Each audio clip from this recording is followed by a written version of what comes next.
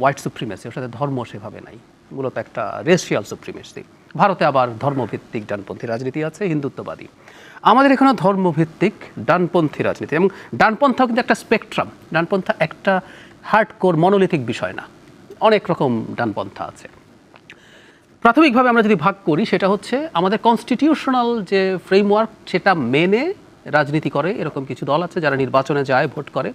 আবার কিছু রাজনৈতিক দল আছে যারা এই প্রসেসটাকে হারাম বলে, গণতন্ত্র। এক্সট্রিম বা ফার রাইট একটা গ্রুপ আছে পৃথিবী থেকে। এখন ফার রাইটেরও উত্থানের যথেষ্ট মানে টেন্ডেন্সি আছে, এবং আমাদের দেশে ফার রাইটের উত্থানের একটা বড় কারণ আমাদের উল্টো পাশে বিজেপির থাকা। মানে আপনি বিজেপি যখন হিন্দুত্ববাদী রাজনীতি করবে, অ্যান্টাই মুসলিম, তখন সেটার একটা রিয়াকশন আমাদের এখানে তৈরি হওয়ার, ভারতেও হতে পারে, আমাদের এখানে তৈরি হওয়ার সম্ভাবনা আছে।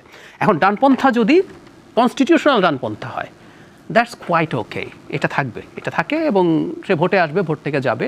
কিন্তু আমাদের এখানে এক্সট্রিম যে ডানপন্থা, র্যাডিক্যাল রাইট বা ফার রাইট, সেইটার উত্থানের প্রবণতাও দেখছি আমরা। আমার কাছে ওইটা র্যাদার খুবই অ্যালার্মিং। আর আমি আমাদের যে ট্রেডিশনাল যে কনস্টিটিউশনাল ডানপন্থা, এটা নিয়ে আমার একটা প্রশ্ন আছে, আমি সেই জায়গায় আসবো। তো ওইটা যদি হয়, ওইটা তো 5 আগস্টের পরবর্তী সময়ে যথেষ্ট দেখেছি আমরা। তারা বিভিন্ন ক্ষেত্রে তাদের শোরগোল বেড়েছে, এটা হয়তো আগেই ছিল, কিন্তু শোরগোল বেশি করতে পেরেছে, এবং সরকার খুব টাফ ব্যবস্থা নিতে পারে নাই। বহু ক্ষেত্রে তারা এই কাজগুলো করেছে। সো এটা নিশ্চিতভাবে অ্যালার্মিং। এবং আমি একটা জিনিস কথা বলতে চাই, মানে আমরা তো বিচ্ছিন্ন দ্বীপ না, এবং আমরা যদি গ্লোবাল পলিটিক্স এবং জিও পলিটিক্স না বুঝি, আমরা আসলে এই জটিল পৃথিবীর মধ্য দিয়ে যেতে পারবো না। আমি প্রায় এই উদাহরণ দেই, ইরাক ধ্বংস করার জন্য ওয়েপন অফ মাস ডিস্ট্রাকশন লাগে নাই, জাস্ট একটা ন্যারেটিভ তৈরি করে ইরাক ধ্বংস করে দেওয়া গেছে। আর আমাদের তো ন্যারেটিভটা তৈরি করার মতো কিছু সাবস্ট্যান্সিয়াল এভিডেন্স আছে, সাবস্ট্যান্টিভ এভিডেন্স আছে, আপনি এগুলো করতে পারেন। একটা শত্রু দেশ আছে ভারত, ভারতীয়দের শত সমালোচনা করি না কেন, তাদের সফট পাওয়ার অকল্পনীয় রকম বেশি। গ্লোবাল মিডিয়ার বিরাট একটা অংশ তাদের দখলে আছে, এই ন্যারেটিভ তৈরি করে ফেলবে। সো ঝুঁকি আছে। আমি বলছি না বাংলাদেশে ফার রাইটটা অনেক শক্তিশালী হয়ে গেছে। শেষ করবো এটুকু দিয়ে, সময় বেশি নাই। আমাদের যারা কনস্টিটিউশনাল পলিটিক্স করেন, দুটো বড় মানে তুলনামূলকভাবে বড় দলের নাম বলি, জামায়াতে ইসলামী এবং ইসলামী আন্দোলন বাংলাদেশ, তাদেরকে আমাদের একটা গুরুত্বপূর্ণ প্রশ্ন করতে হবে। তারা উভয় শরিয়া আইনের কথা বলেন যদি ক্ষমতায় আসেন। আচ্ছা, আপনি শরিয়া আইন কায়েম করবেন, এবং শরিয়া আইন কায়েম করে আপনি ধরুন জনগণকে বললেন আমাকে ভোট দাও, আমি শরিয়া আইন কায়েম করবো, আমি ক্ষমতায় গেলেন, জনগণ আপনাকে ভোট দিয়ে এনেছে। আপনি কি এই ইলেকট্রাল প্রসেস রাখবেন? খেয়াল করি, এটা খুব জরুরি প্রশ্ন। আপনি আসলেন এবং বললেন শরিয়াতে ইলেকট্রাল প্রসেস নাই, তাই আমি কনস্টিটিউশন অ্যামেন্ড করে আমি এটা বাতিল করে দিলাম। তো আপনি বলবেন আপনার যুক্তি কি? জনগণ আমাকে চেয়েছে, আমি এসেছি। ওই রাজনৈতিক দল কি অপারেট করতে পারে? খেয়াল করুন, আমরা ওকে বলছি তোমাকে যদি জনগণ চায় আসতে দেব, ধরলাম ও আসলো, 10 বছর পর জনগণ ওকে আর চায় না, কিন্তু ওই প্রসেসটা তো বন্ধ করে ফেলতে পারে। সো আমি এই প্রশ্ন রেইজ করতে চাই, এই দলগুলো যারা ইসলামী বললেই তো আপনাকে একজনের শরিয়ার কথা আসছে, আপনাকে ক্লিয়ারলি বলতে হবে আপনি আসলে কি চান, না চান, কোথায় চান, কোন আইন। শরিয়া বললে কতটুকু চান, কোন আইন চান, কোরআনেরই সব আইন চান কিনা। আমাদের সব কোরআনের আইন আমাদের এখানে নাই, আমরা চুরির জন্য হাত কেটে ফেলি না, আমাদের সুদ হারাম না, কোরআনে স্পষ্টভাবে হারাম বলা আছে কোনটা কোনটা করবেন। এবং আবারও বলছি, ইলেকট্রাল প্রসেস থাকবে কিনা এগুলো সব ক্লিয়ার করতে হবে। আপনি আসবেন, এরপর বলবেন যে ইসলামী শরিয়াতে তো মানে কোনো ধোঁয়াশা রেখে না, যদি সেটা হয়, যদি উনি বলেন ম্যান্ডেট নিয়ে এসেন ভোট বন্ধ করবো, তাহলে আপনার রাজনীতির অধিকার নাই। এটা হলো জরুরি কথা। কারণ কোনো একটা দল এটা বলার রাইট রাখবে না এই প্রসেসে, তখন আপনি বিপ্লব করুন, করে পারলে ক্ষমতা দখল করুন। রনি, একই প্রশ্ন। জি, এটা খুবই গুরুত্বপূর্ণ প্রশ্ন। দেখেন, আমি এখানে আলোচনাটা, এই রাজনীতিতে রাইট উইং লেফট উইং, এই আলাপটা মূলত ঐতিহাসিকভাবে শুরু হয়েছিল ফরাসি বিপ্লবের মধ্য দিয়ে। তো ফরাসি বিপ্লবের মধ্য দিয়ে যেভাবে ডিফাইন করা হয়েছিল রাইট উইংকে, ইউরোপে এখনও রাইট উইং ওইভাবে বোঝা হয়। রাইট উইং বলতে বোঝা হয় আপনার এক ধরনের এই মানে ধরেন যেই অংশটা বিপ্লব করলো ফরাসি বিপ্লবে, তাদেরকে লেফট উইং বলা হলো। আর যে অংশটা আপনার অলিগার, আপনার ধরেন যে পুঁজিপতি এবং ক্ষমতার কাছাকাছি থেকে গেল, মানে বুর্জোয়া অংশ, সেটাকে আপনার রাইট উইং বলা হলো, মানে ক্লাসিক্যাল উদাহরণ হিসেবে। পরবর্তী সময় জায়েদ ভাই ঠিকই বলছে, এটার মধ্যে এত ভেরিয়েশন আসছে এবং এত আপনার শাখা প্রশাখা গজাইছে যে ঠিক মোটা দাগে আপনি অমুক রাইট উইং তমুক লেফট উইং এভাবে বলে দেওয়া মুশকিল। তো এখন বাংলাদেশে যেটা হলো, বাংলাদেশের রাইট উইংয়ের চরিত্রটা কি? এখানে দেখেন, যদি আপনি ইসলামী ধারাকে রাইট উইং বলেন সেটা ভুল হবে, মানে গ্রসলি যদি বলেন। যেমন জামাতি ইসলাম একটা ইলেকট্রাল পলিটিক্স করে, এবং জামাতি ইসলামকে মানুষ যে ধরেন ভালোবাসে, পছন্দ করে, এর কিন্তু একটা বড় কারণ ইসলামের কারণে। এমন না যে জামাতি ইসলামের ডেমোক্রেটিক প্রসেসের কারণে জামাতকে ভালোবাসে, কারণ আরও তো ডেমোক্রেটিক পার্টি আছে, ভোটের পার্টি আছে সেক্ষেত্রে। ফলে ইসলামের একটা প্রস্তাবনার মধ্যে দিয়ে সে একটা ইলেকট্রাল পলিটিক্স করতে চায়, এই কারণে জামাতকে একটা বড় অংশের মানুষ পছন্দ করে। কিন্তু এখানে ডেফিনেটলি তো, এবং সে একটা মডারেট ইসলাম করতে চায়, তার সাথে রেডিক্যালিটির কোনো সম্পর্ক নেই। তো ফলে এটাকে আপনি কি, এবং ইলেকট্রাল পলিটিক্স করে, ফলে এটাকে কি আপনি রাইট উইং বলবেন? এটা একটা প্রশ্ন হতে পারে। আবার এক্সট্রিম রাইট উইংয়ের কথা যেটা বলা হলো, বাংলাদেশে এটা থাকলে তো হাসিনা রেজিম এতদিন টিকার কথা না, যদি একদম মিলিটেন্ট রাইট মানে ইসলামী ফোর্স যেটা এটা দেখা যাচ্ছে না, হাসিনার আমলে অন্তত দেখা যায়নি। এখানে যেটা আছে এটা ফ্যানাটিসিজম।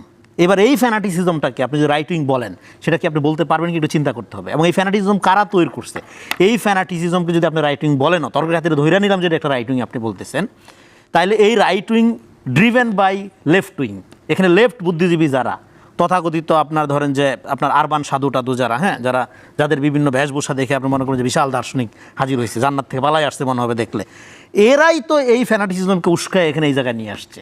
এখন আপনার এবং এদের বন্ধু বান্ধবরাই এখন বিভিন্ন মিডিয়াতে বৈশা, হ্যাঁ, রাইট উইংয়ের কথা বলতেছে। বাংলাদেশে ইউরোপের সেন্সে যেটা ফ্যাসিবাদের সাথে লিঙ্ক, ওইরকম কোনো রাইট উইং নাই, থিওরিটিক্যালি আপনি বলতে পারবেন না। কেননা এইখানে তো হাসিনার আমলে 15 বছর টুপিদারি দেখলে পিটায় মারা হয়েছে, এখানে তো নির্যাতিত ছিল এই অংশটা, এবং এখানে অভ্যুত্থানের মধ্যে দিয়ে হ্যাঁ রাইট উইং শক্তিশালী হয়েছে, এবং এটা রাইট উইংয়ের অংশগ্রহণ ছিল। অভ্যুত্থান তো কোনো ইডিওলজি ছিল না, রাইট উইংও ছিল এখানে, কিন্তু কোন অর্থে ছিল? এখানকার রাইট উইং তো ভাই 15 বছরের ভোটাধিকার, গণতান্ত্রিক অধিকার, তার মানবিক অধিকার, রাইটসের জন্য আন্দোলন করতেছে। ফলে ইউরোপে যেরকম রাইট উইং বলতেই একটা ফ্যাসিস্টিক আপনার ক্ষমতা কাঠামোর সাথে সংযুক্ত একটা ফোর্সকে বোঝানো হয়, বাংলাদেশের রাইট উইং তো মেইন স্ট্রিমই না, ওর তো কোনো অধিকারই ছিল না, তো তৃতীয় শ্রেণীর নাগরিক আকারে ছিল এখানে, হ্যাঁ। তো ফলে সেদিক থেকে আমি শেষ করি, এই জন্য আমাদের এখানে যদি আপনি এইভাবে একটা রাইট উইংকে ডিফাইন করে ফেলেন, তাহলে আপনি এই যে ফ্যানাটিসিজমকে ব্যবহার করে স্যার আপনাকে আরও 5 বছর 10 বছর দেখতে চাই, হ্যাঁ, কিয়ামত পর্যন্ত থাকেন, এই মডেল যে উস্কানো হয়, হ্যাঁ, এবং নির্বাচন আসলে মাফিয়ারা ক্ষমতায় আসবে, ও নিজে যে একটা বড় মাফিয়াটার কোনো খবর নাই তার। ফলে এই যে জনগণকে আন্ডারমাইন করার জন্য সবসময় একটা ফ্যানাটিসিজম, একটা হুজুকেপনা উস্কায়া দিয়ে এখানে যে রাজনীতিটা করা হয় এবং ক্ষমতাটা ক্যাপচার্ড বাই এলিট রেখে দেওয়া হয়, সেই প্রক্রিয়াকে আমাদের হাত দিতে হবে এখানে। এই জন্য আমরা বলছি অভ্যুত্থানের পরে রাজনীতিটা কী হবে, অভ্যুত্থানের পর ডেফিনেটলি রাইট উইং থাকবে, ডেফিনেটলি লেফট উইং থাকবে, কিন্তু সেটা থাকবে সমাজে। ইভেন গণতন্ত্রকে আপনি যদি একটা ইডিওলজি আকারে চর্চা করেন, ইট বিকাম ফ্যাসিস্ট, ইট বিকাম ফ্যাসিজম। হাসিনা একবারও তো বলে নাই আমি ফ্যাসিস্ট, সবচেয়ে বেশি গণতন্ত্রের কথা বলছে। ফলে এই জন্য আমরা বলছি রাষ্ট্র হবে ভ্যালু বেসড, ইডিওলজি থাকবে সমাজে। আমরা এমন একটা রাষ্ট্র কায়েম করতে চাই যেখানে ইডিওলজির ভিত্তিতে রাষ্ট্র আমাকে, আমার পরিচয়ের ভিত্তিতে আমাকে চিহ্নিত করবে না, বিচার করবে না, আমাকে সে ট্রিট করবে নাগরিক হিসাবে।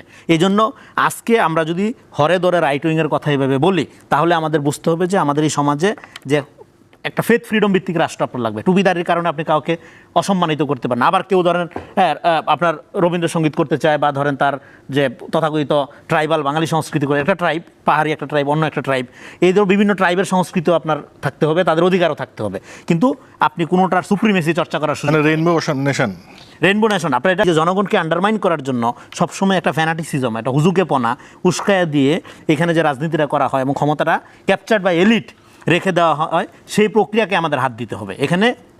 এই জন্য আমরা বলছি অভ্যুত্থানের পরে রাজনীতিটা কী হবে, অভ্যুত্থানের পর ডেফিনেটলি রাইট উইং থাকবে, ডেফিনেটলি লেফট উইং থাকবে, কিন্তু সেটা থাকবে সমাজে। ইভেন গণতন্ত্রকে আপনি যদি একটা ইডিওলজি আকারে চর্চা করেন, ইট বিকাম ফ্যাসিস্ট, ইট বিকাম ফ্যাসিজম। হাসিনা একবারও তো বলে নাই আমি ফ্যাসিস্ট, সবচেয়ে বেশি গণতন্ত্রের কথা বলছে। ফলে এই জন্য আমরা বলছি রাষ্ট্র হবে ভ্যালু বেসড, ইডিওলজি থাকবে সমাজে। আমরা এমন একটা রাষ্ট্র কায়েম করতে চাই যেখানে ইডিওলজির ভিত্তিতে রাষ্ট্র আমাকে, আমার পরিচয়ের ভিত্তিতে আমাকে চিহ্নিত করবে না, বিচার করবে না, আমাকে সে ট্রিট করবে নাগরিক হিসাবে। এই জন্য আজকে আমরা যদি হরে ধরে রাইট উইংয়ের কথা এভাবে বলি, তাহলে আমাদের বুঝতে হবে যে আমাদের এই সমাজে যে একটা ফেথ ফ্রিডম ভিত্তিক রাষ্ট্র আপনার লাগবে। টুপিদারির কারণে আপনি কাউকে অসম্মানিত করতে পারেন। আবার কেউ ধরেন আপনার রবীন্দ্রসঙ্গীত করতে চায়, বা ধরেন তার যে তথাকথিত ট্রাইবাল বাঙালি সংস্কৃতি করে একটা ট্রাইব, পাহাড়ি একটা ট্রাইব, অন্য একটা ট্রাইব, এই ধরো বিভিন্ন ট্রাইবের সংস্কৃতিও আপনার থাকতে হবে, তাদের অধিকারও থাকতে হবে, কিন্তু আপনি কোনোটার সুপ্রিমেসি চর্চা করার সুযোগ, রেইনবো নেশন, রেইনবো নেশন, আপনার এটা